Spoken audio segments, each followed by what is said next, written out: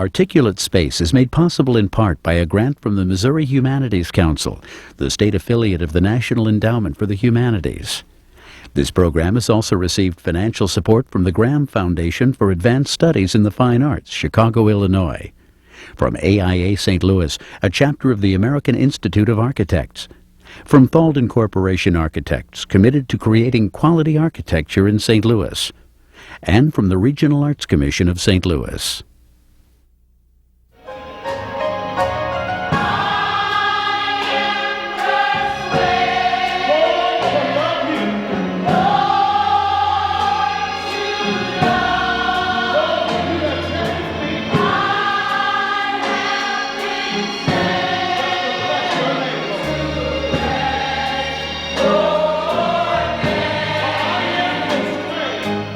Architecture isn't just a museum. It's shelter, it's life, it's patterns, it's sociology.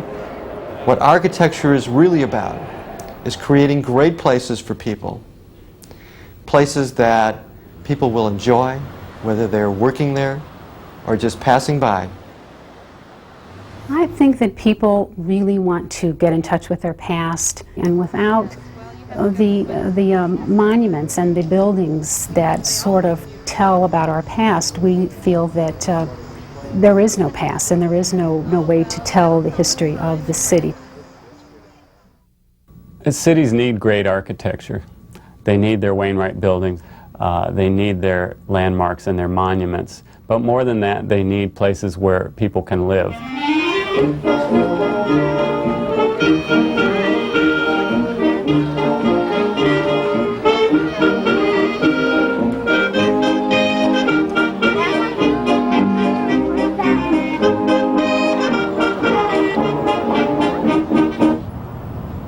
St. Louis is indeed a city built out of brick, and it has a look that's very distinctive.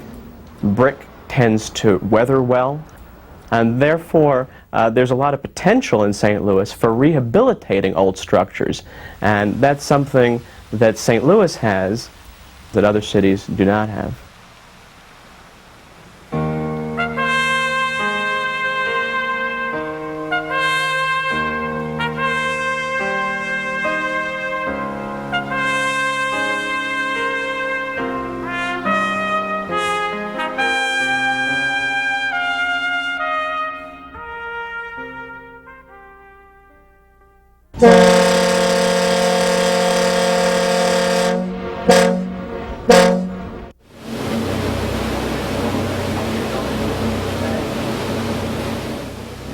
We are a city that rose up from a great river, a city of arches and towers, bricks and steel, glass and light, people and plans.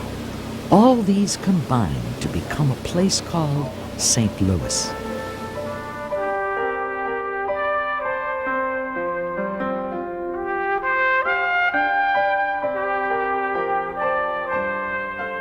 Great architects have left their mark here. Louis Sullivan, Cass Gilbert, Bernard Maybach, Philip Johnson, Eros Saarinen. Civic leaders and the city's founding families have built empires here, leaving sites bearing their names: Chouteau, Shaw, Couples. The architectural history of St. Louis is still in the making, as new buildings rise and old structures take on new life.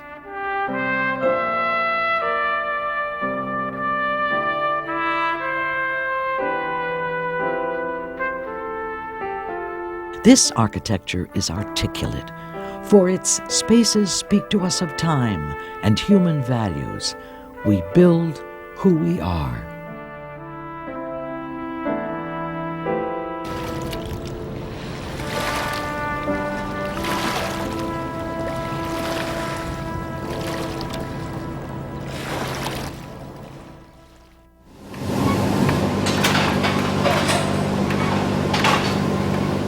You begin with the geography, with the earth itself, with the clays, with the stones that comprise the stuff of which our buildings are made and of which our streets are paved. The limestone bluffs along the river, the deep clay mines running in a vein through South St. Louis and through the Central Corridor.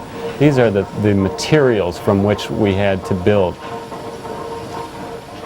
By the 1840s, those bricks and stones had built the old courthouse, the city's most durable symbol of civic authority.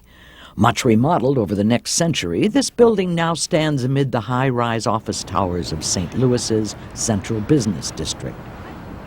Having survived fire, civil war, and immense social changes, the courthouse remains a focal point of downtown, just as in the days when steamboats crowded the riverfront.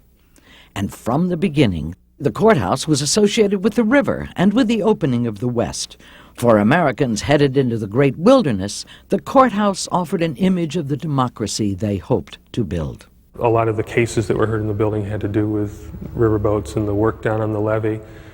People who were headed westward in wagon trains would rendezvous here at the old courthouse and put their wagon train together. The actual wagons and all their material would be put on riverboats, and they'd go by water up to Independence, Missouri, and that's where they'd actually start overland.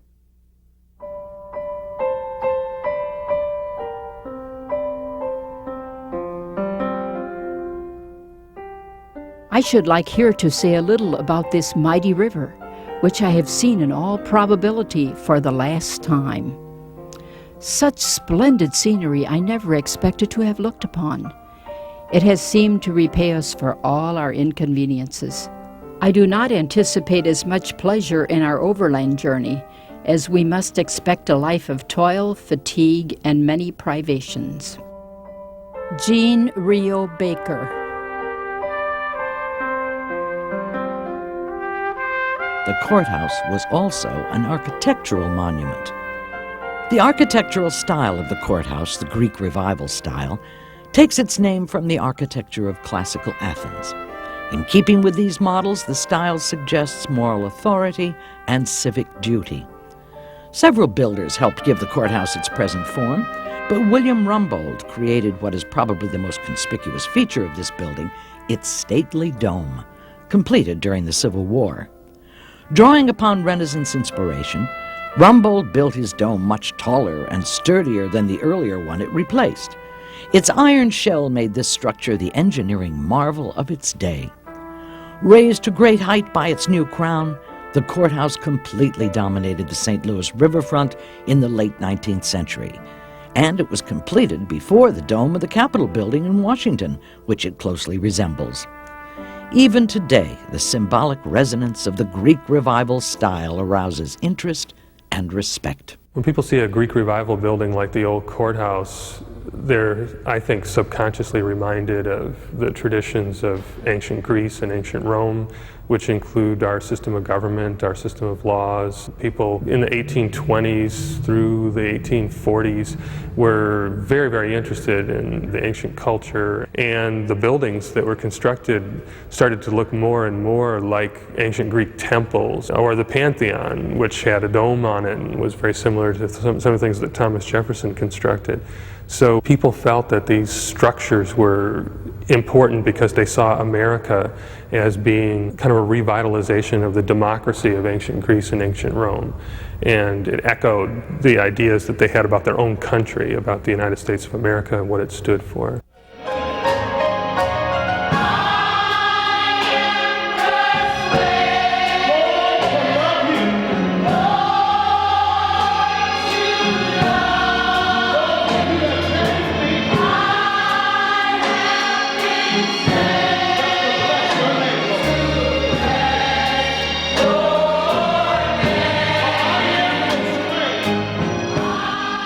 Today, the old courthouse is well known as an African American heritage site, and it was set aside primarily not because of its architecture, but because of the Dred Scott case.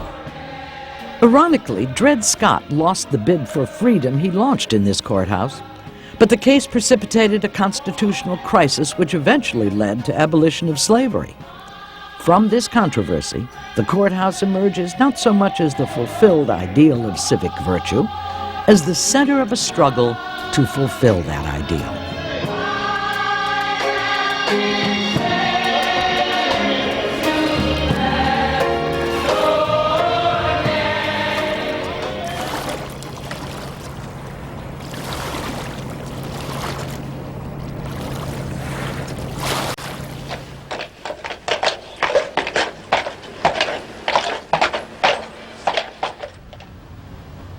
About 3 miles downriver from the courthouse stands another remarkable example of Greek Revival architecture, the de Menil Mansion. The Southside residence owes its spectacular elegance to the Chouteau family, and Madame Thérèse Chouteau, sometimes called the founding mother of St. Louis, still holds a place of honor on the premises. But it was Madame Chouteau's great-granddaughter Emily who married Nicholas de Menil and made this house the center of their elegant social life. Emily de Menil was very much a social person. She liked to give parties in her home. She gave a lot of teas, and she was very proud of her home because of the way it proudly overlooked the river and the fact that it was the Greek Revival style that she so much wanted. And she was very proud to have her friends come to visit her, and they would have played old-fashioned games such as croquet or badminton or Circle of Graces, and just had a very fun day together on the lawn. In the early 1860s, just as the nation was catapulted into civil war, Emily and her husband began remodeling their home site, turning what was once a modest-looking brick house into this grand symbol of grace and luxury. Guided by architect Henry Pitcher, they almost doubled the size of their home and added its Greek Revival features. Naturally, the great two-story porch faced the river, as if to establish the privileged direction from which to approach the house. Though within the city's 1855 boundaries, the de Menil home had the look of a southern country house.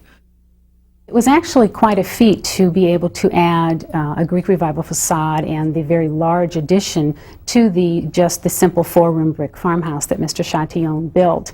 But Emily de Menil was a descendant of the Chouteau family, and she had very, very wealthy cousins that lived in the South, and she wanted an antebellum home similar to what her cousins had.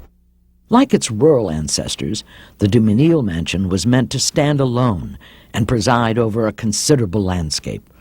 Ironically, it is now seriously compromised by a freeway that comes within 50 feet of the front door. Even in the 1860s, the estate already seemed besieged, as the de Menils fenced themselves off from the Union patriots who tormented them. They never quite realized their hard-won privacy also cut them off from a city that would soon be rushing away from the river on iron rails.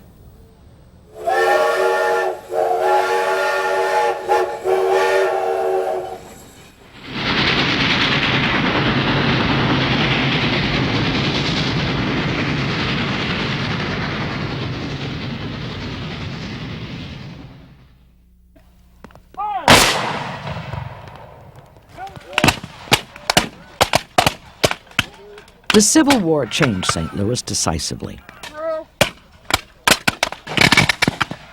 As the city moved into the railway age, the Iron Horse made its mark with the help of a new bridge conceived by self-educated inventor and designer James Eads.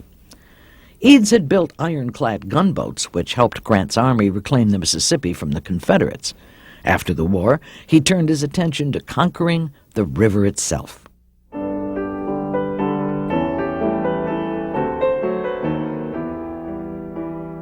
This bridge must be unequaled in strength, durability, magnitude, and beauty. Its proportions must make it a source of national pride. It has been built to last as long as the people find it useful. Perhaps as long as the pyramids, it will be in place for them. James Eads. The Eads Bridge, completed in 1874, would carry rail traffic in and out of the city throughout the next century. It now carries Metrolink passengers to destinations on both sides of the river. In defiance of early skeptics, the bridge made history. Revolutionary pneumatic caissons made it possible to push piers to bedrock beneath the shifting sands of the river, and these, in turn, supported the amazing span of its chrome steel arches, a further technological breakthrough. The Eads Bridge became not only a passage, but a place in its own right.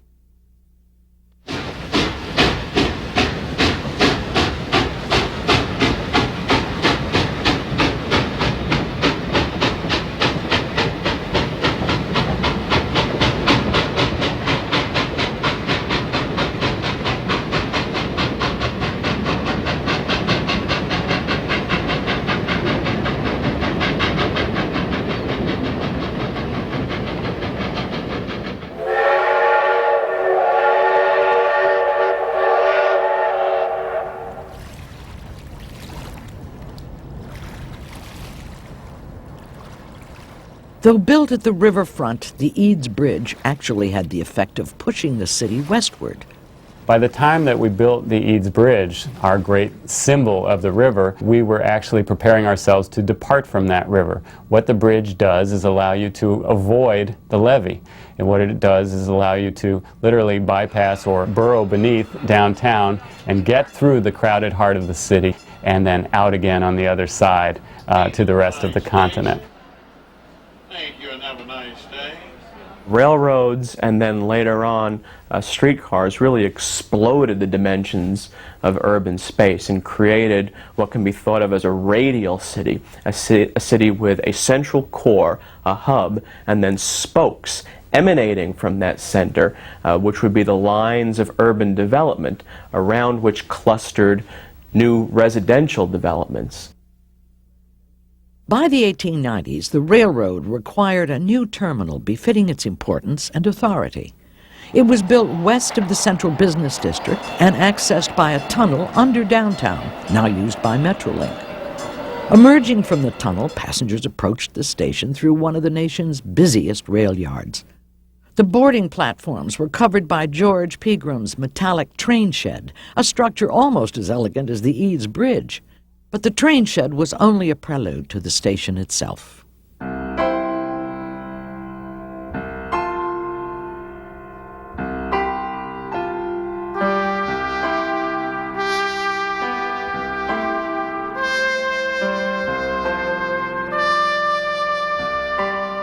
Architect Theodore Link created a building that gave form to the ambitions of a world-class city.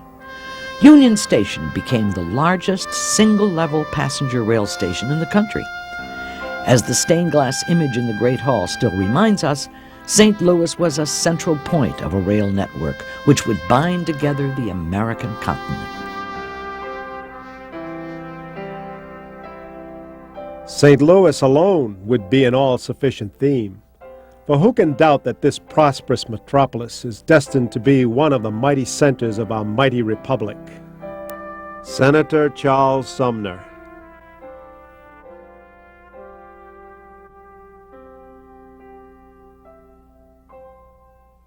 Union Station is unique. It was created at a time when railroads were the most important thing going on in this country. And as a result, a lot of effort was spent to make that building everything that we could do at the time. It is a great monument. It was built with its tower and its spectacular elevations that made it a place to arrive from the west, from the east, and feel that St. Louis was a great city, and that building was designed to represent that need. The turn of the century was a time when city dwellers, and particularly civic elites, measured the prosperity of their city according to the prosperity of their economies. We can see this in buildings that projected authority. Union Station would be a prime example of a building that was designed to project grandeur. Link designed in what art historians call Richardsonian Romanesque style, a term coined as homage to Boston architect Henry Hobson Richardson. It favors sturdy stonework and massive arches, which here suggest both a castle and a city gate. The design is charged with strength and confidence.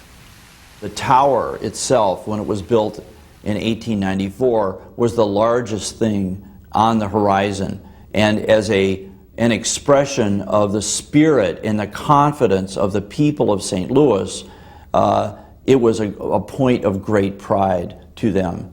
And the act of just coming to the station, to be a part of the energy and the bustle and the growth and the surging sense of the city, it had to be an inspiring thing. The architectural grandeur of Union Station lives on in the renovated structure now adapted for use as a hotel and shopping center.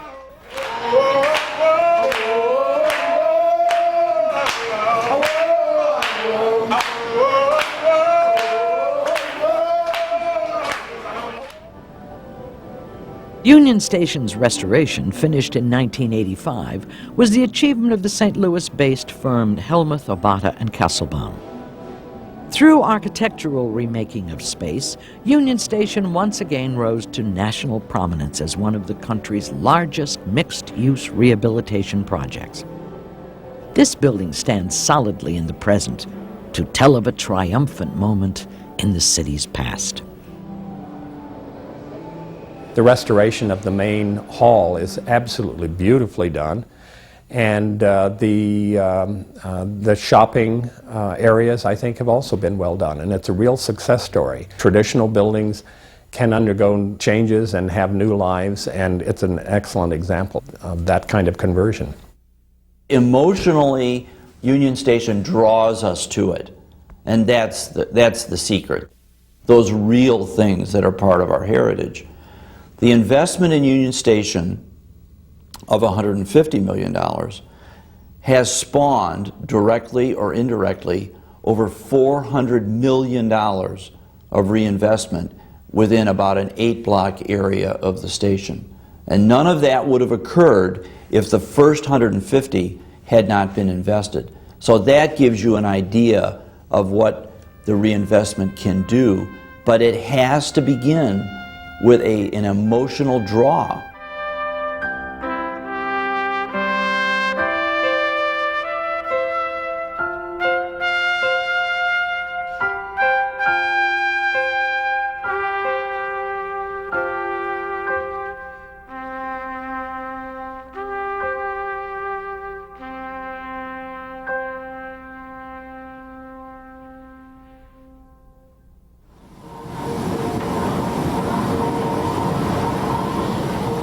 By the 1890s, the wealth which the railroads brought to St. Louis had spurred enormous commercial growth, especially along 7th Street, just south of Olive. The changing climate of business and the greatly increased value of downtown property gave rise to a new architectural form, the office tower. Such buildings, with their steel skeletons and electric elevators, became the hallmark of modern commercial architecture. Soon they'd be called skyscrapers. St. Louis's epoch-making contribution to skyscraper art was the Wainwright Building, designed by Chicago architect Louis Sullivan.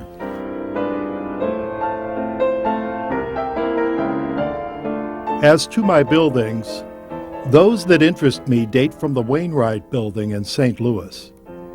It was a very sudden and volcanic design, a poetic expression of metallic frame construction. The force and power of altitude must be felt in it. Louis Sullivan. The reason that the building is noted as important in architectural history is that it was the first real skyscraper. It's only 10 stories tall, but when you're around the building and you're looking at it, looking up at it, the building seems to soar. What was really significant about the Wainwright Building and the modern movement is that Louis Sullivan was one of the first architects to express in a tall structure a unified architectural vocabulary. In designing the 1890s office tower, Sullivan consciously made reference to the classical column. He created a 3-part structure with a distinct base, shaft, and top. The lower third of the building is solid, firmly anchored to the street and the sidewalk. The shaft rises energetically, swept up by a series of vertical columns, and the top has its own unique form, carefully ornamented and with overhangs which cast shadows. Louis Sullivan's ideas of ornamentation were unique. Ornamentation was an integral part of the structure to him. It wasn't something that was added on. It was something that grew out of the building. And Sullivan was the first architect that lifted the commercial building from its heavy kind of Romanesque masonry character, the kind of earth-bound building, and lifted it and allowed it to soar to the sky. It's a building that really sings.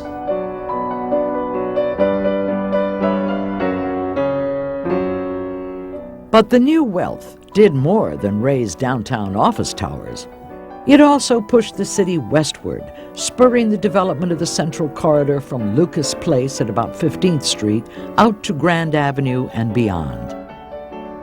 Lindell is an important road in many ways, I think not just for St. Louis, but on national terms. As a boulevard, it was really a separate legal kind of entity from other streets in St. Louis, beginning in the 1880s when the city set it up with special legal status as a road for limited kinds of driving, limited commercial traffic, that would have a special fund for its maintenance to guarantee that it stayed well maintained at a time when most streets in St. Louis were either mud or dust, depending on the weather that week. The growing prestige of the Central Corridor prompted the development of elite enclaves, like Vandevetter Place, which Julius Pitzman designed in 1870. 2 decades later, Samuel Couples hired Thomas Annan to design his luxurious homestead on West Pine, now part of St. Louis University campus.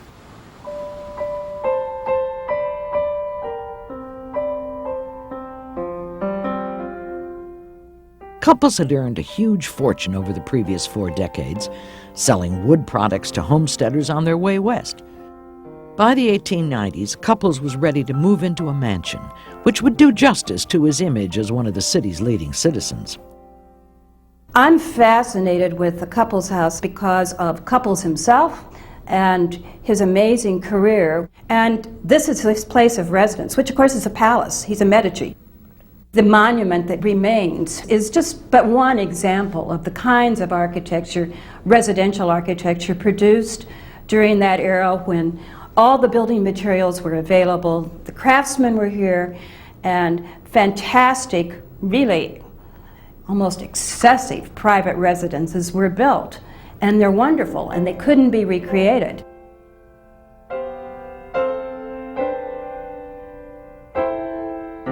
One remarkable feature of the building is its woodwork, intricately carved from 12 different kinds of lumber by English artisans brought here specifically for these tasks.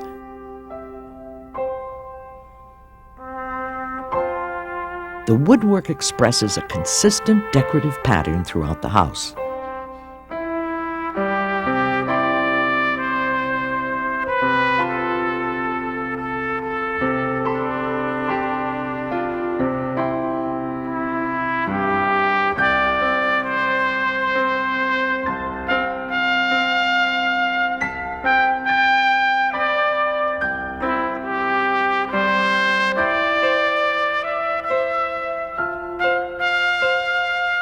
The stained glass work of the Tiffany Company adds further elegance to Couples House.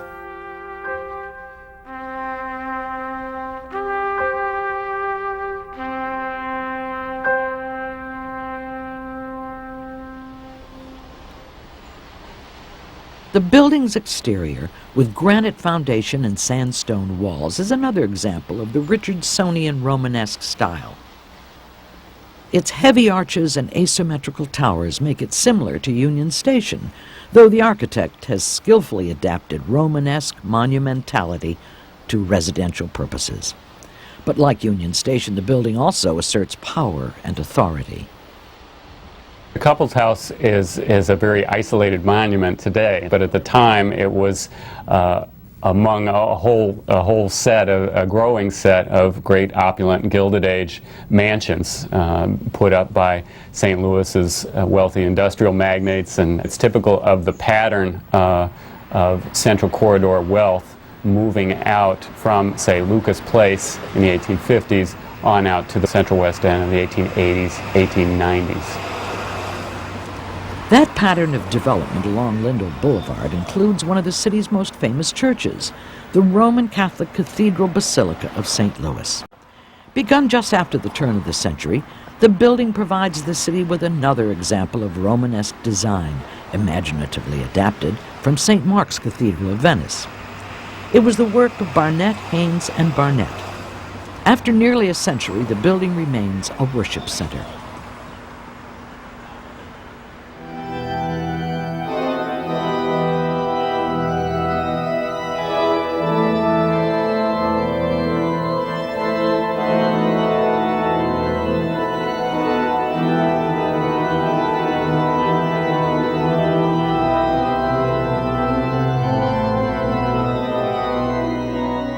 The new cathedral is an incredible building. It's a building that is comparable to any of the great cathedrals throughout Europe. You get that feeling that you're in a monumental space, that you're in a space that's important, that's more important, in fact, than the people in it. It gives you a feeling of reverence. When I walk through the cathedral, I get the same kind of presence that I do when I walk through the great cathedrals of history in Paris, in Rome, at the Vatican. It's a huge monument. The interior of the church is best known for its vast display of mosaics, now the largest in the world. Among the finest are the traditional gold-leaf glass mosaics of the arch, which leads into the sanctuary. These were designed by the German muralist Felix Baumauer. The imagery pays homage to Christian saints and Old Testament prophets.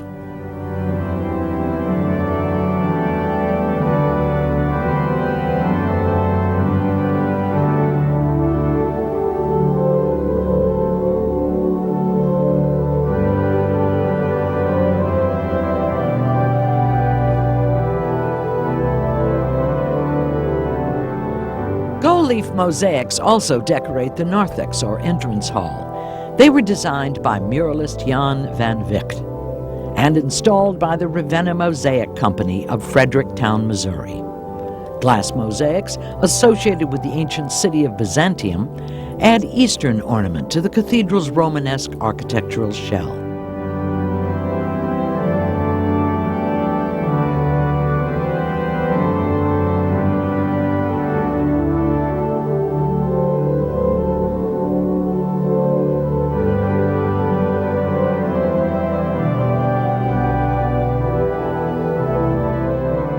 I think the new cathedral on Lindell makes a wonderful statement about the grandeur of the classical revival, as well as the freedom by the 1910s, 1920s, with which architects were able to interpret that style, and the mixing of Eastern and Western elements, the integration of the mosaics into the interior of the cathedral, themselves becoming as important as the architecture itself. Is really a great statement about what an architect with sufficient creativity and, importantly, sufficient means can do with a monumental commission like this one. When I think of the new cathedral in Lindell, I think of opulence. I think of an unlimited budget. It's unlikely that the Catholic Church will build anything that comes close to either the length of time taken for the cathedral or the amount of money. As a resident in the Central West End, in fact, I look out on the beautiful dome of that building. I also understand the building now as integral to my neighborhood.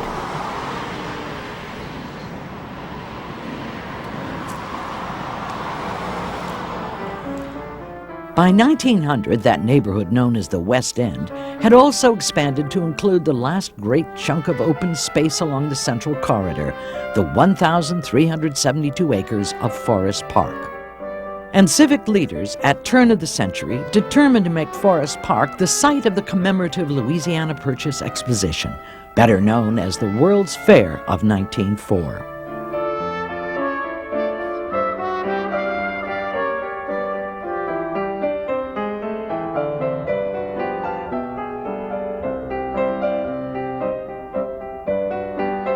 Though most of the fair's structures were built of wood and plaster for short-term use, the fair's organizers did commission one monumental public building of masonry construction.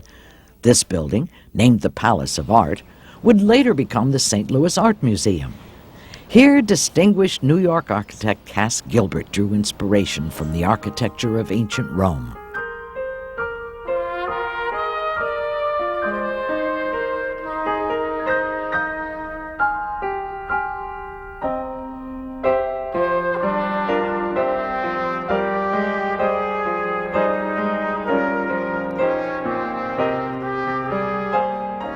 The art building's dignified composition of arches and columns and its soaring interior space reveal classical revival style at its best. This architectural expression, so popular in the early 20th century America, refined the traditions passed down through the influential École des Beaux-Arts in Paris. The effect in St. Louis was a grand and inviting public place.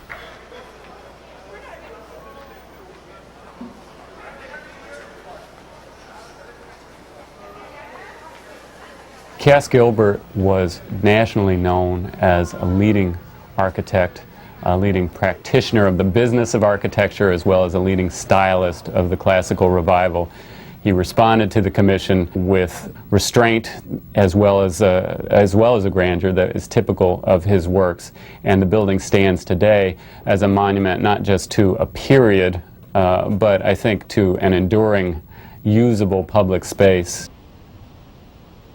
But respect for Gilbert's idea was not automatic. Great buildings often arise out of struggle, and the art building was no exception. Gilbert fought hard to convince his clients this building belonged on the hill. Now it seems unimaginable that anyone could think otherwise. The siting of the Cass Gilbert Art Museum has to be considered a real masterpiece. It was part of the World's Fair, and it was part of an elaborate set of buildings that looked out over this hill that's now called Art Hill onto a lagoon where naval battles at three-quarter scale were staged. But the siting of this within the park and the design of the building is very typical and just very beautifully done in the language of the Beaux-Arts and traditional classical architecture. Over time, other architects have added their inspiration to the art museum. In the West Wing, Charles Moore's postmodern staircase, a lively yet elegant interplay of rich materials and traditional forms, transforms the ordinary act of climbing stairs into a dramatic experience of place. It effectively connects the quiet dignity of the 19th century with the restless energy of our own time.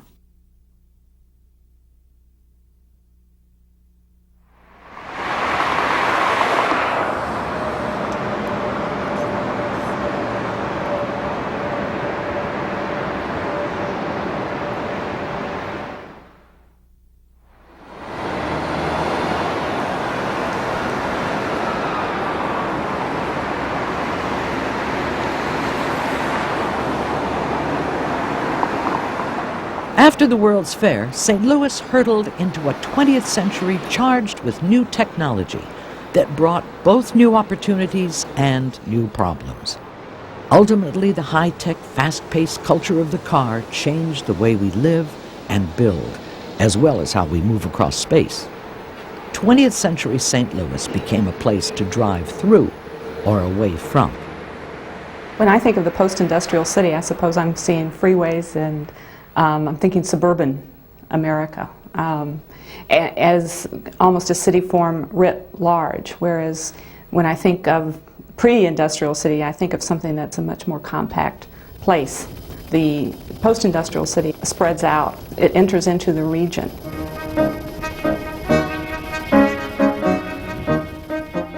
And the freeways carry us to destinations like Clayton, where investment has spurred growth of a central business district which now rivals St. Louis' traditional downtown.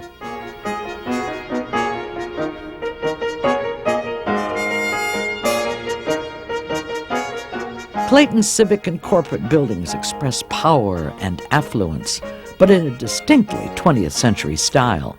Steel and glass, as well as a wide array of synthetic materials, have replaced the brick and stone of the Wainwright Building or Union Station. Cubes and blocks are everything. Less is more. Some of St. Louis's best suburban architecture was designed by Harris Armstrong, a native St. Louisan who worked here for more than 3 decades. Though Armstrong helped establish the simplified lines of modernism in St. Louis, his Ethical Society building of 1964 shows us his lyrical impulses as well.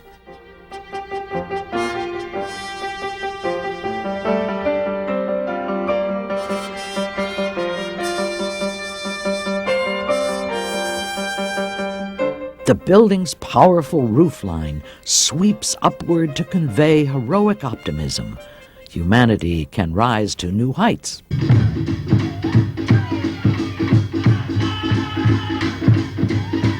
Suburbanization has significantly changed the city itself. With the loss of industry and commerce comes a new emphasis upon spectacle and recreation. This helps explain the city's recent attention to park space and architectural investment in places like the Missouri Botanical Garden.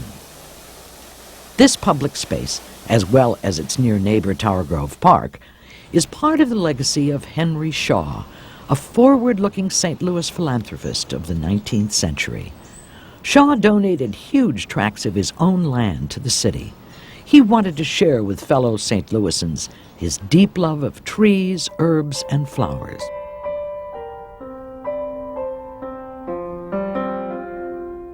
Of all public resorts, a botanic garden will be found one of the greatest of temporal blessings that can be enjoyed by a people. To all classes of society, a garden may be considered an object of interest, of instruction, and amusement. Henry Shaw.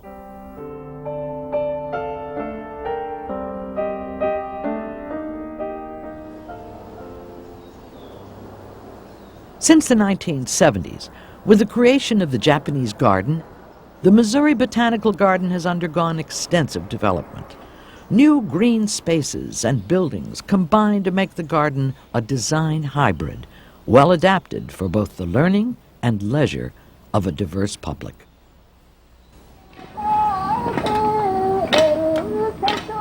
The interesting thing about the Botanical Garden is that it has within it not only a magnificent collection of plant life, it has a number of very interesting buildings. It has Shaw's own houses, the townhouse and the country house, an Italianate one and a brick townhouse. But it also has a Buckminster Fuller geodesic dome, and all of these buildings, the older traditional buildings, and the Ridgeway Center by HOK, indeed, all of these manage to coexist comfortably in this setting. The garden is a beautiful place where buildings can feel comfortable and be a very different kind of architectural designs.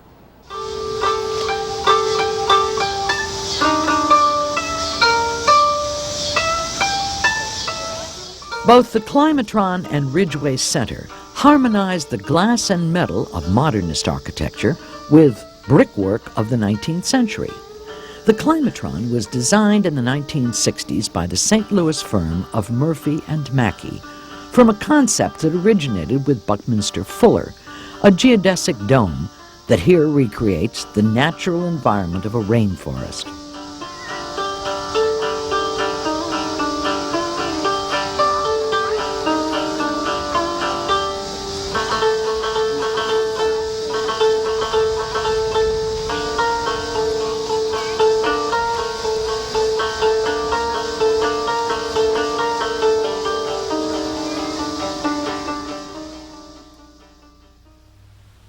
Public spaces also energize older city neighborhoods, like those adjoining Grand Boulevard in Midtown St. Louis. In St. Louis, I think most people who come here are tremendously impressed with the brick neighborhoods, the walking neighborhoods that were built for and by new arrivals in St. Louis, starting really in the 1830s and 40s. And we're tremendously fortunate that a lot of that neighborhood, the housing stock, the corner stores, the industrial buildings, and the commercial centers remain. I think the real fabric of the city, the architectural fabric of the city, as well as its social fabric, is in the city's neighborhoods. And it's here that we need to look for what really is indicative of St. Louis, what says St. Louis, what is St. Louis.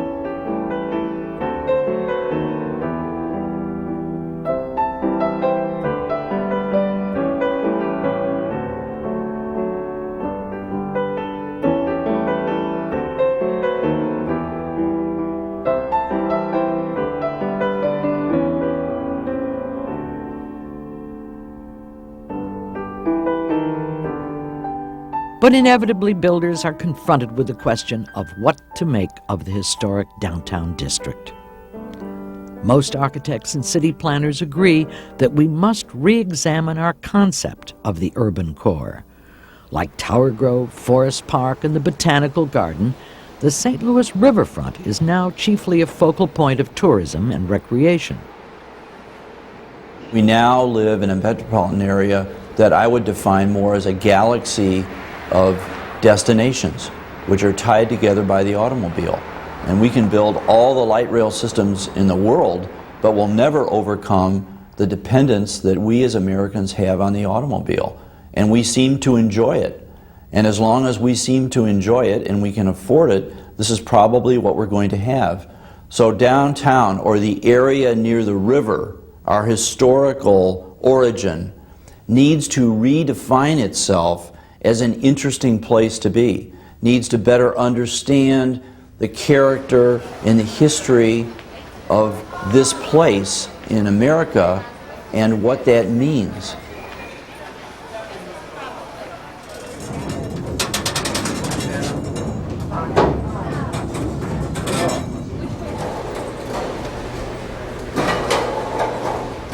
The city is fortunate to have at least one public monument which is both a tourist attraction and a symbol of urban identity.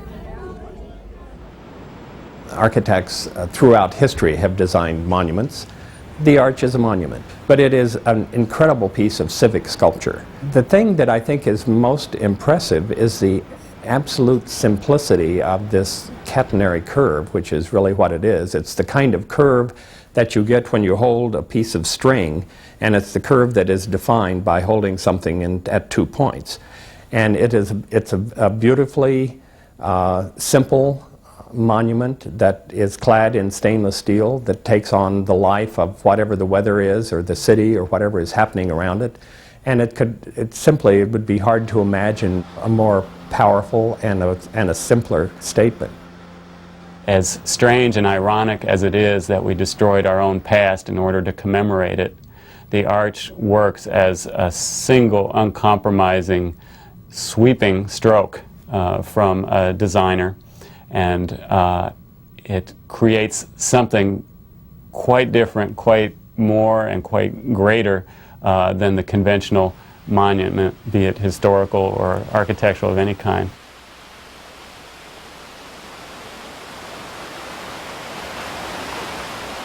But what can we build downtown as we move into the 21st century? The office tower still dominates the skyline as symbol of corporate identity, and government buildings continue to rise. The Thomas Eagleton Federal Courts building at 10th and Walnut proved to be one of the city's most ambitious recent projects, although one of the most controversial. For some critics, the building's scale and siting overpower other structures on the horizon. But the architect himself sees this massive domed building as harmonizing with its environment and complementing the Saarinen Arch. When we make references with stainless steel to the arch and curving forms that will reflect light differently, the arch, as you know, as light plays on it, takes on totally different personalities. Well, that will be something that we will be interested in having happen on this building as well, which gets to an issue, again, of very simple forms but very intensely done so that you can read worlds into them.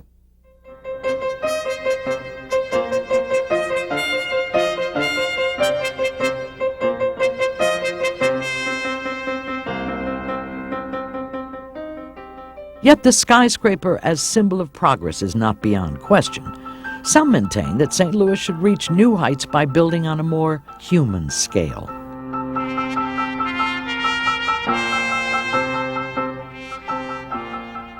One alternative to the gigantic high-rise might be to remake downtown as a neighborhood.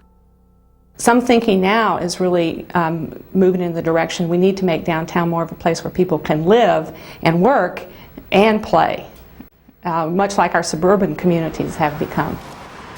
Private developers have recently begun to renovate the old garment and footwear district along Washington Avenue, hoping to create a more dynamic and livable downtown. We're in the process of renovating two buildings. One is a 150,000 square foot office building, and the other is a 610,000 square foot factory warehouse building. Our prize ship is the front building, known as 150109 Washington Avenue. It was designed by Theodore Link in 1911. Most of these buildings in the Loft District were former garment manufacturing buildings, and most of those industries have left not only Washington Avenue but the United States, and left behind these tremendous architectural treasures that have tremendous adaptive reuse potential. Many of the uses that are reoccurring in these buildings today are residential as well as very inexpensive, creative commercial space.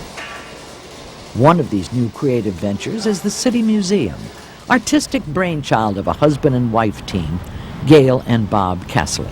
We just found ourselves in the position of having a great space, a big space available, and my husband and I are both sculptors, and when you give sculptors a big space, something big starts to happen, and we just started playing with it and building things and creating things.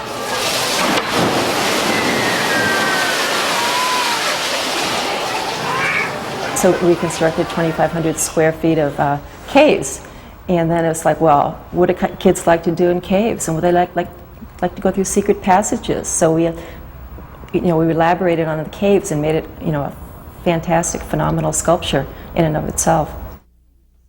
The City Museum's particular appeal to children is part of the neighborly atmosphere of the district, but much more is obviously required to make downtown not just a place to visit, but a place to call home. Downtown needs a grocery store for the people who want to live downtown. We need drugstores, we need street activities, we need the vendors and all of that on the streets.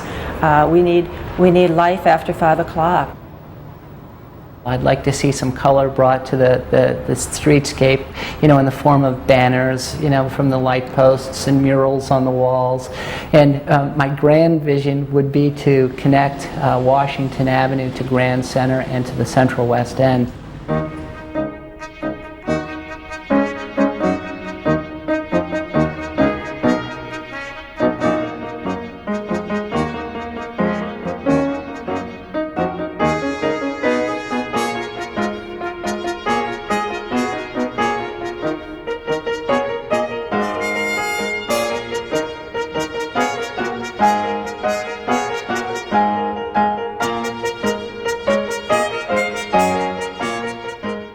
This approach to urban design seeks to combine the new city of tourism and spectacle with the old city of neighborhood and street front. Architectural historians are also thinking along those lines. Our greatest landmarks are those things that represent the endurance and the everyday stamina of the human spirit. These are sure to be found in isolated landmarks and in the great works of individual designers, but they're just as sure to be found on the streets and the sidewalks of our neighborhoods, in our suburbs, in our central city. We have to build an architectural legacy from the ground up, and it doesn't start with the big statement. It starts with the fine grain of life at a human scale of our neighborhoods, of our communities, of creating a kind of a sustainable place on which those landmarks can stand and for which they can stand into the future. The great strength and vitality of America is the new people that come here like yourselves. It is truly a melting pot. New people come here and they bring new ideas, new vitality, new strength. It's a wonderful thing. It is truly the lifeblood of America.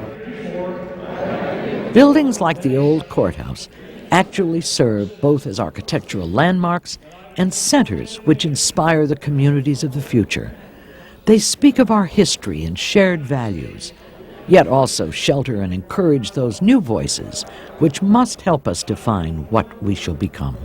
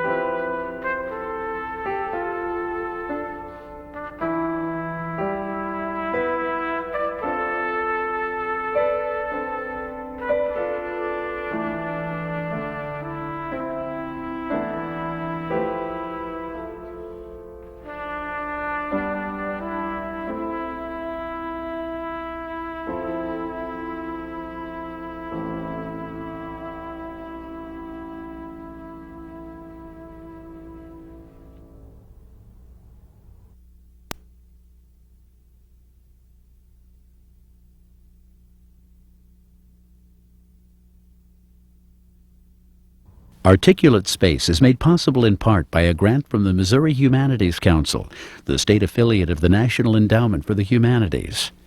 This program has also received financial support from the Graham Foundation for Advanced Studies in the Fine Arts, Chicago, Illinois.